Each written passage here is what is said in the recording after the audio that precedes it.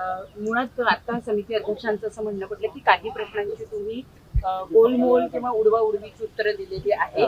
त्यांचं समाधान झालं नाही असं त्यांच्या वक्तव्यावरनं वाटलं.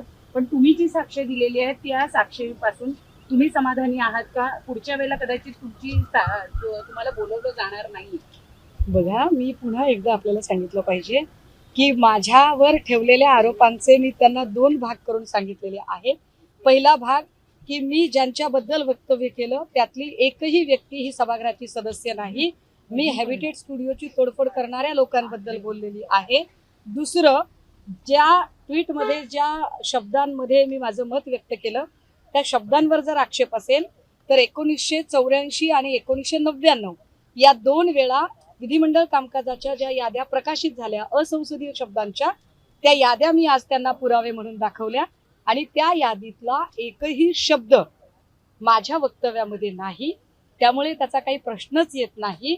आता त्याच्या उपर त्यांचं असं म्हणणं आहे की काय तुम्हाला वाटत नाही का तुम्ही एकनाथ शिंदेचा अवमान केला? तर माझ्या ट्विटमध्ये कुठेही एकनाथ शिंदे हा शब्दच नाहीये. तुम्ही कसा काय अवमान केला? तर त्यावर त्यांचं म्हणणं आहे की यातलं जे सगळं वर्णन आहे ते वर्णन हे शिंदेंचंच वर्णन आहे. आता ते वर्णन शिंदेंचंच आहे असं जर त्यांना वाटत असेल तर त्याला माझा नाईलाज आहे.